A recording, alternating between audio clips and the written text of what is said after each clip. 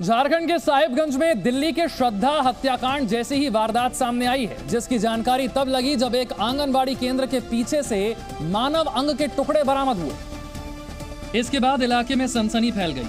Police ने इस मामले में दिलदार अंसारी नाम के युवक को गिरफ्तार किया है। दिलदार पर अपनी पत्नी रबिता की हत्या करने का आरोप है कि दिलदार ने हत्या के बाद शव के इलेक्ट्रिक कटर से टुकड़े किए, कुछ टुकड़े घर में छिपा दिए, जबकि अन्य टुकड़े मोहल्ले के आसपास सुनसान जगहों पर फेंक दिए। इलाके में मानव अंग मिलने के बाद पुलिस को खबर की गई, जिसके बाद मामले का खुलासा हुआ। इसके बाद पुलिस दिलदार अंसारी की निशानदेही पर आंगनबाड़ी केंद्र के पास एक बंद पड़े मकान पर पहुंची, जहां से शव के कुछ और टुकड़े बरामद किए गए। इस मकान में शव के कुछ टुकड़े फर्श पर बिखरे हुए थे, तो कुछ टुकड़ों को बोरे में भरकर रखा गया था। पुलिस अब तक शव के 18 टुकड़े बरामद कर चुकी है, जबकि सिर समेत दूसरे अंगों की तलाश की जा रही है। जानकारी मिल रही है कि शुक्रवार को रबिता की गला रेत कर हत्या कर दी गई, फिर इलेक्ट्रिक कटर से शव के 50 टुकड़े कर दिए गए। पुलिस को इस वारदात की खबर शनिवार शाम को मिली, जब लोगों ने मानव अंग मिलने की जानकारी दी। जहां से शव के टुकड़े मिले वो दिलदार के मामा का घर है। पुलिस ने जब इस घर की गहराई से छानबीन की तो वहां से हत्या में इस्तेमाल किए गए 2 धारदार हथियार बरामद किए गए। बताया जा रहा है कि दिलदार की ये दूसरी शादी थी। शादी के बाद से ही घर में कलह हो रही थी, क्योंकि दिलदार की पहली पत्नी भी साथ ही रहती थी। पुलिस के मुताबिक इसी वजह से महिला की हत्या की गई। दरअसल दिलदार और रबिता दोनों 2 साल से रिलेशन में थे। दोनों के परिवार वाले इस शादी के खिलाफ थे। 1 महीने पहले ही दोनों ने लव मैरिज की थी। 22 साल की रबिता साहिबगंज के डोडा पहाड़ की रहने वाली थी और 6 भाई बहनों में तीसरे नंबर की थी। उसकी हत्या की खबर सामने आने के बाद परिवार का रो रो कर बुरा हाल। अब परिवार अपनी बेटी के लिए इंसाफ की मांग कर रहा है। रबिता के पिता ने कहा कि दोषी को फांसी की सजा मिलनी चाहिए। उसको चाहते हैं कि फांसी सजा भी करना चाहते हैं, उसको घर भी तोड़ते करना चाहते हैं। वहीं रबिता की बहन शीला का आरोप है कि इस हत्या में दिलदार का पूरा परिवार शामिल है। शीला ने शक जताया कि अब उन लोगों की भी हत्या हो सकती है। हम लोग को डर है कि हम लोग को भी उन लोग छोड़ेगा नहीं, एक एक करके मारेगा सब लोग, वैसे उन लोग डरा रहा है। तो उन लोगों को फांसी का सजा होना चाहिए। हम लोग चाहते हैं कि उन लोगों का घर भी जला दें। शाहरुख खान की फिल्म पठान का आज भी देश के कई हिस्सों में विरोध किया गया। अश्लीलता फैलाने और हिंदू धर्म का अपमान करने का आरोप लगाकर कई शहरों में लोग, खासकर हिंदू संगठन, सड़कों पर उतरे और फिल्म को बैन करने की मांग की। अश्लीलता फैलाना बंद करो, बंद करो, बंद करो। पठान पिक्चर को बैन करो, बैन करो, बैन करो। तस्वीरें राजस्थान में सीकर के लक्ष्मणगढ़ की हैं, जहां हिंदूवादी संगठनों ने पठान फिल्म के विरोध में जमकर नारेबाजी की। भगवा का अपमान नहीं सहेगा हिंदुस्तान, हिंदुओं का अपमान बंद करो, बंद करो, बंद करो। इस दौरान प्रदर्शनकारियों ने लाल कुआं चौक पर फिल्म के पोस्टर की प्रतियां जलाकर विरोध किया। सनातन धर्म का अपमान बंद करो, बंद करो, बंद करो। भगवा का अपमान बंद करो। हिंदुस्तान, हिंदुस्तान।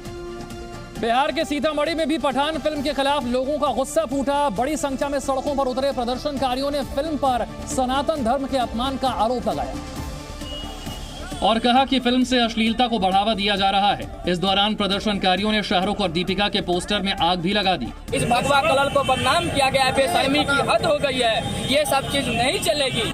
प्रदर्शनकारियों ने फिल्म पर बैन लगाने की मांग की और चेतावनी दी कि मांग न माने जाने पर बड़ा आंदोलन किया जाएगा। हम लोग चेतावनी दे देंगे हर सिनेमा घर वालों को, अगर फिर भी नहीं माने तो हो सकता है हम लोग आक्रोशित एक आंदोलन करेंगे, जिसकी खामियाजा सारी जवाबदेही फिल्म इंडस्ट्रीज और सिनेमा घर वालों की होगी। उत्तर कोरिया के तानाशाह किम जोंग उन ने आज सुबह 2 बैलिस्टिक मिसाइल लॉन्च की, जिस पर जापान ने कड़ा विरोध जताया है। उत्तर कोरिया के पश्चिमी तट के पास से आज सुबह एक के बाद एक 2 बैलिस्टिक मिसाइल लॉन्च की गई और दोनों ही मिसाइल पूर्व की तरफ लॉन्च की गई, जो जापान सागर में जाकर गिरी, जिसे जापान ने उकसावे की कार्रवाई बताया है। दोनों बैलिस्टिक मिसाइलों ने करीब 500 किलोमीटर की दूरी तय की। इस दौरान इनकी अधिकतम ऊंचाई लगभग 550 किलोमीटर की थी। इस लॉन्चिंग का उत्तर कोरिया में नेशनल टेलीविजन पर प्रसारण भी किया गया। 詳細については現在分析中ですが、落下したのはいずれも朝鮮半島東側の日本海で我が国の経済的排他水域外であります。जापान के उप रक्षा मंत्री तोशिरो इनो ने कहा कि उत्तर कोरिया की लगातार उकसावे की कार्रवाई से जापान के साथ साथ अंतर्राष्ट्रीय समुदाय की शांति और सुरक्षा को खतरा है, जिसे बर्दाश्त नहीं किया जाना चाहिए। जापान ने बीजिंग में अपने दूतावास के जरिए उत्तर कोरिया की इस कार्रवाई पर कड़ा विरोध दर्ज कराया है। अंतर्राष्ट्रीय प्रतिबंधों के बावजूद उत्तर कोरिया ने इस साल ताबड़तोड़ मिसाइल परीक्षण किए हैं, जिसमें इंटरकॉन्टिनेंटल बैलिस्टिक मिसाइल भी शामिल है, जो अमेरिका तक वार करने में सक्षम है। क्रिसमस और नए साल का जश्न मनाने के लिए पर्यटक शिमला पहुंच रहे हैं। ठंड और बर्फबारी देखने की चाह लिए कई सैलानी शिमला पहुंचने लगे हैं। हालांकि दिसंबर के समय भी शिमला में फिलहाल धूप खिली हुई है, लेकिन लोगों को उम्मीद है कि क्रिसमस और नए साल तक बर्फबारी जरूर होगी।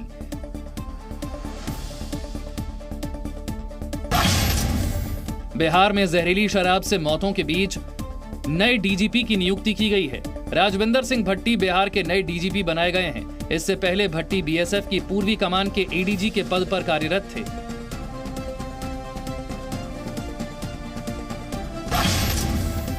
यूपी के कुशीनगर से फिर सरेआम तमंचा लहराने का वीडियो सामने आया है। सोशल मीडिया पर वायरल हो रहे इस वीडियो में युवक तमंचे से फायर करने की कोशिश कर रहा है। उत्तराखंड में पौड़ी से श्रीनगर जा रही पैसेंजर बस की एक कार से भिड़ंत हो गई। टक्कर के कारण पैसेंजर बस अनियंत्रित होकर पलट गई, जिसके कारण कुछ यात्री घायल हो गए। अमेरिका के साउथ डकोटा से हैरान कर देने वाली तस्वीरें सामने आई हैं, जब बर्फीले तूफान के बाद पूरा इलाका जैसे बर्फ के मैदान में तब्दील हो गया और करीब 2 फीट तक बर्फ जम गई, जिसकी वजह से सिर्फ स्थानीय लोगों को ही नहीं बल्कि मवेशियों को भी खासी परेशानी हो रही है। साउथ डकोटा के ग्रामीण क्षेत्रों में घास के मैदान बर्फ से ढक गए हैं। ये बर्फीला तूफान कितना भयंकर है, इसका अंदाजा इन तस्वीरों से लगाया जा सकता है, जहां मवेशियों पर बर्फ की परत जम गई है और वो बर्फीले मैदान में टहल रहे हैं। मशीन की मदद से उनके लिए चारा डाला जा रहा है, क्योंकि घास पूरी तरह से बर्फ से ढक गई है। अमेरिका में इस हफ्ते मौसम की दोहरी मार रही। तूफानी हवाएं कहीं टॉर्नेडो में बदल गई तो कहीं पर बर्फबारी ने रिकॉर्ड बना दिए, जिसकी वजह से वहां स्कूल बंद करने पड़े और कई रास्ते भी ब्लॉक हो गए। बर्फबारी की वजह से हजारों घरों की पावर सप्लाई ठप हो गई। साउथ डकोटा की सड़कों पर इतनी बर्फ जम गई कि कई गाड़ियों और ट्रकों को रास्ते में ही रुकना पड़ा। कई जगह पर बीते 4 दिनों से ट्रक और गाड़ियां फंसी हुई हैं। बर्फीले तूफान की वजह से सड़कों पर चलना मुश्किल हो गया है और गाड़ियों पर बर्फ जमी हुई है। पश्चिम बंगाल के जलपाईगुड़ी में रात भर काली पूजा का आयोजन किया गया और ये पूजा किसी और के लिए नहीं बल्कि फीफा वर्ल्ड कप में अर्जेंटीना की जीत के लिए की गई। पश्चिम बंगाल के मुर्शिदाबाद में भी लोगों ने डिएगो माराडोना और लियोनेल मेसी के बड़े बड़े पोस्टर लगाए। हर तरफ सफेद और नीले रंग की सजावट दिख रही थी, जो अर्जेंटीना के झंडे का रंग है। कोलकाता में भी मेसी के एक फैन ने अपनी कला से उनका समर्थन अलग अंदाज में किया, जिसने जमीन पर 1200 स्क्वायर फीट में वाटर कलर से मेसी की तस्वीर बनाई। देश के अलग अलग हिस्सों में फुटबॉल के प्रशंसकों में इसी तरह का जुनून दिखाई दिया। अगरतला में भी लोग मेसी के समर्थन में अर्जेंटीना की जर्सी पहने दिखाई दिए। भारतीय समय के मुताबिक रात 8:30 बजे फाइनल मुकाबला शुरू होगा, जिसमें वर्ल्ड चैंपियन फ्रांस लगातार दूसरी बार खिताब जीतने उतरेगा। इसी के साथ सबकी निगाहें होंगी लियोनेल मेसी पर, जो फीफा वर्ल्ड कप में अपना आखिरी मैच खेलने उतरेंगे। फीफा वर्ल्ड कप के आखिरी मुकाबले में चैंपियन बनने के साथ साथ एक और रेस होगी और वो है अर्जेंटीना के कप्तान लियोनेल मेसी और फ्रांस के स्टार स्ट्राइकर एम्बापे के बीच। दरअसल फीफा वर्ल्ड कप का फाइनल अब से कुछ ही देर बाद खेला जाएगा, जिसमें मौजूदा चैंपियन फ्रांस का सामना अर्जेंटीना से होगा। कतर के लुसेल स्टेडियम में रात 8:30 बजे से यह मुकाबला होने वाला है। दोनों टीमों के पास तीसरी बार इस खिताब को जीतने का मौका है, क्योंकि दोनों 2-2 बार विश्व कप जीत चुकी हैं। वहीं फ्रांस की बात करें तो वो लगातार दूसरा खिताब जीतने से सिर्फ एक कदम दूर है। फ्रांस को जिताने का दारोमदार उसके स्टार स्ट्राइकर एम्बापे पर है। वहीं अर्जेंटीना के लिए लियोनेल मेसी हैं, जो खिताबी जीत के साथ विदाई लेना चाहेंगे। मेसी 36 साल के हो गए हैं और ये उनका आखिरी विश्व कप हो सकता है।